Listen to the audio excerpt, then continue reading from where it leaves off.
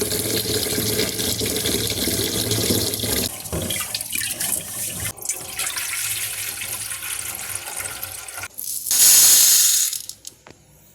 అండి, welcome back to our channel. ఇట్లు మీ ఐశ్వర్య. ఎలా ఉన్నారండి? అందరూ బాగున్నారా? మేము కూడా చాలా బాగున్నాము. సో ఇది మండే వ్లాగ్ అనమాట. ఇంక ఇవాళ లంచ్ బాక్స్లోకి పప్పు పాలకూర చేస్తున్నాను. నిన్నే ఆర్డర్ చేశారు పాలకూర, అయినా కూడా చూడండి లోపల ఆకులు ఎలా పాడైపోయినాయో. సో పాడైపోయిన ఆకులన్నీ తీసి పక్కన పెట్టేసుకుని మంచిగా ఉన్న ఆకులన్నీ కట్ చేసుకుంటున్నాను. ఇవాళ అయితే పప్పు పాలకూర అనమాట. ఫస్ట్ అయితే పప్పుని నీట్గా క్లీన్ చేసేసుకుని ఒక 10 నిమిషాల పాటు నానబెట్టుకున్నాను. తర్వాత ఉల్లిపాయ ముక్కలు, పచ్చిమిరపకాయ ముక్కలు, పాలకూరను కూడా ముక్కల కింద కట్ చేసుకుని కొంచెం కారం వేసుకుని వాటర్ వేసుకుని కుక్కర్లో పెట్టేసుకున్నాను అనమాట. ఆల్రెడీ రైస్ పెట్టేశాను, ఉడికిపోతుంది. సో కుక్కర్ కూడా విజిల్స్ వచ్చేసినాయి. 2 విజిల్స్ వచ్చిన తర్వాత ఆఫ్ చేసి ప్రెజర్ అంతా పోయిన తర్వాత కొంచెం సాల్ట్ వేసుకొని మళ్ళీ ఒకసారి బాగా మిక్స్ చేసుకుంటున్నాను స్టవ్ మీద పెట్టి. ఇప్పుడైతే తాలింపు వేసేయాలన్నమాట. ఇంకా చట్నీ కోసం ఇవన్నీ పల్లీలు ఫ్రై చేసుకొని పెట్టుకున్నాను. కరివేపాకు నిన్న వచ్చింది కదా, ఇలాగా బాక్స్లోకి అయితే తీసుకుని పెట్టుకున్నాను అనమాట. ఇలా బాక్స్లో స్టోర్ చేయడం వల్ల పాడవకుండా ఉంటుంది ఎక్కువ రోజులు. వెనకాల సౌండ్స్ వస్తున్నాయి కదా, సో ఏంటంటే మా కింద ఫ్లాట్లో వాళ్ళు ఇంటీరియర్ వర్క్ చేయించుకుంటున్నారు. సో ఇంకా సౌండ్స్ చాలా డిస్టర్బెన్స్ కింద ఉన్నాయి. మార్నింగ్ నుంచి వెయిట్ చేస్తున్నాను సౌండ్స్ ఆగితే కనుక వీడియో ఎడిట్ చేసుకుందామని చెప్పేసి. టైం అయితే 1 అయిపోయింది కానీ ఇంకా సౌండ్లు మాత్రం ఆగట్లేదు. సో ఇంకా 2 o'clock వీడియో అప్లోడ్ చేయాలి కదా, ఇంక అందుకే వాయిస్ ఓవర్ ఇచ్చేస్తున్నాను. సౌండ్ డిస్టర్బెన్స్ కింద ఉంది, ప్లీజ్ ఇగ్నోర్ చేయండి. పప్పు కూడా కుక్ అయిపోయింది. ఇప్పుడు తాలింపు వేసేసుకుంటున్నాను. నేనైతే ఫస్ట్ కుక్కర్లో అన్నీ వేసేసుకుని కుక్కర్ పెట్టుకుని లాస్ట్లో తాలింపు వేసుకుంటున్నాను కదా. సో తెలంగాణలో అయితే డిఫరెంట్గా చేసుకుంటారు. మేము హైదరాబాద్లో ఉండేటప్పుడు మా ఓనర్ ఆంటీ ఉండేవారనమాట. ఆంటీ చెప్పారనమాట. సో ఏమైనా స్పెషల్స్ చేసుకుంటే నాకు ఇచ్చేవాళ్ళు. నేను ఏదైనా స్పెషల్ చేస్తే మన ఆంధ్ర స్టైల్ ఏదైనా ఇక్కడి నుంచి పట్టుకెళ్ళినా ఏవైనా ఉంటే నేను కూడా ఆంటీకి ఇచ్చేదాన్ని అనమాట. సో ఒకసారి పాలకూర పప్పు ఇచ్చారు, కొంచెం డిఫరెంట్గా ఉంటే అడిగాను అనమాట ఎలా చేశారని అడిగితే అప్పుడు చెప్పారు. ఫస్ట్ అయితే వాళ్ళు పోపులు, ఉల్లిపాయ ముక్కలు, పచ్చిమిరపకాయ ముక్కలు, పాలకూర వేసేసుకుని అంతా ఫ్రైలాగా చేసేసుకుంటారు. స్టార్టింగ్లోనే పప్పునేమో కుక్కర్లో పెట్టుకుని ఉడకబెట్టేసుకుంటారంట. సో ఇవన్నీ ఫ్రై అయిపోయిన తర్వాత పాలకూర కూడా ఫ్రై అయిపోయిన తర్వాత అప్పుడు సాల్ట్ కారం వేసుకుని అప్పుడు ముద్దపప్పుని అందులో వేసుకుని బాగా మిక్స్ చేసుకుని కుక్ చేస్తారంట. ఆ స్టైల్లో చేసుకుంటారంట ఆంటీ వాళ్ళని. సో మనమైతే డైరెక్ట్గానే ఒకేసారి కుక్కర్లో పెట్టేసుకొని చేసుకుంటాము. డిఫరెంట్గా ప్రాసెస్ ఉంది. టేస్ట్ కూడా కొంచెం డిఫరెంట్గానే ఉంటుంది అనమాట. నేను కూడా ఒకసారి అలా ట్రై చేశాను, అలా కూడా బాగుంటుంది. ఇంకా ఐషుకి అయితే లంచ్ బాక్స్ పెట్టేసి ఇంకా ఐషుని స్కూల్కి బస్ ఎక్కించడానికి తీసుకుని వెళ్ళాను. ఇవాళ బ్రేక్ఫాస్ట్ వచ్చేసి ఇడ్లీ చేశాను, ఇంకా చట్నీ కూడా చేశాను అనమాట. పల్లీ చట్నీలోకి ఇవాళ తాలింపు వేసాను. చాలా రోజుల తర్వాత తాలింపు వేస్తుంటే ఐషు తినట్లేదని చెప్పేసి మొత్తం మానేశాను అనమాట. ఇంకా తాలింపు కూడా లేకపోతుంటే పల్లీ చట్నీ అస్సలు తినలేకపోతున్నాము. సో అందుకే ఇంక ఇవాళ అయితే తాలింపు వేశాను. ఇంకెలాగైనా సరే ఐషుని తినమని చెప్పాను, పాపం తింటానన్నది.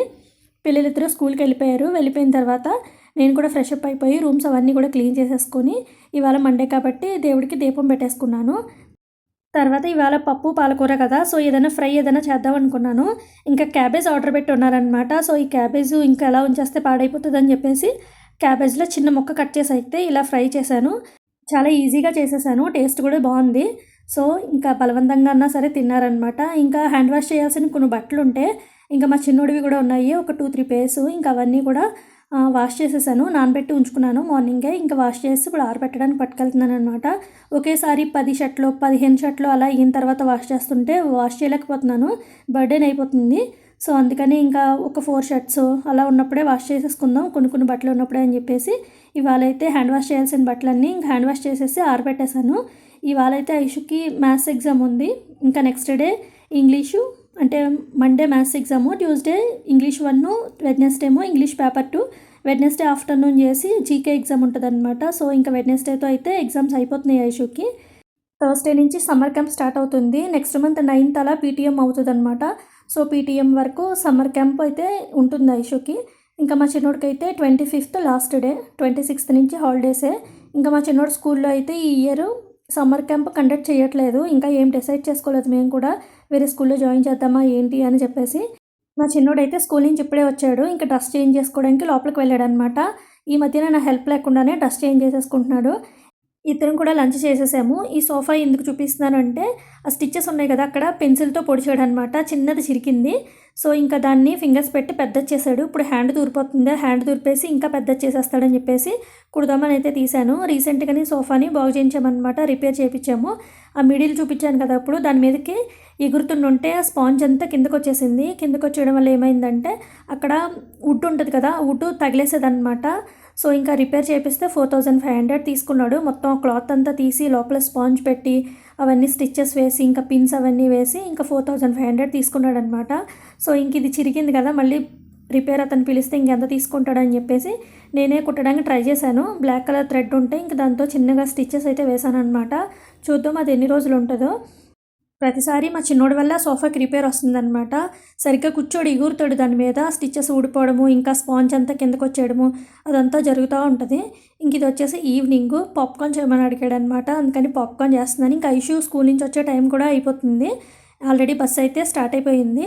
ఎందుకంటే మాకు ట్రాకింగ్ ఉంటుంది కాబట్టి నేను చెక్ చేసుకుంటూ ఉంటానన్నమాట. ఇద్దరికి కూడా ట్రాకింగ్ ఉంటుంది. ఒకవైపు పాప్కార్న్ పేలుతూ ఉంటే అది ఎలా పేలుతుందో చూస్తాడంట, మూత ఓపెన్ చేసి చూపించమంటున్నాడు. సో 1-2 సార్లు ట్రై చేశాను కానీ టప్ టప్ అని పేలుతున్నాయని చెప్పేసి ఇంక పెట్టేశాను అనమాట. ఇంకా ఐషు కూడా స్కూల్ నుంచి వచ్చేసింది. సో ఇద్దరికి బౌల్స్లో వేసి ఇచ్చేసాను పాప్కార్న్. ఇంకా మా చిన్నోడిని కొంచెం పాప్కార్న్ పెట్టమంటే ఫేస్ ఎక్స్ప్రెషన్స్ చూడండి ఎలా పెడతాడో, ఎంత కష్టంగా పెడతాడో. ఏదైనా పెడతాడు కానీ పాప్కార్న్ పెట్టడానికి మాత్రం అస్సలు ఇష్టపడ్డా అనమాట. చూడండి ఎలా చూస్తున్నాడో.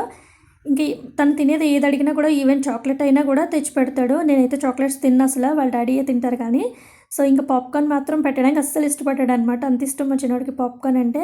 ఇంకా నైట్ డిన్నర్లోకి అయితే రొట్టె వేసేసుకున్నాను. ఈరోజు రొట్టెలోకి చట్నీ ఏంటో తెలుసా, ఆవకాయ కర్డ్ అనమాట. మీరు ఎప్పుడైనా ట్రై చేయకపోతే ఒకసారి ట్రై చేయండి.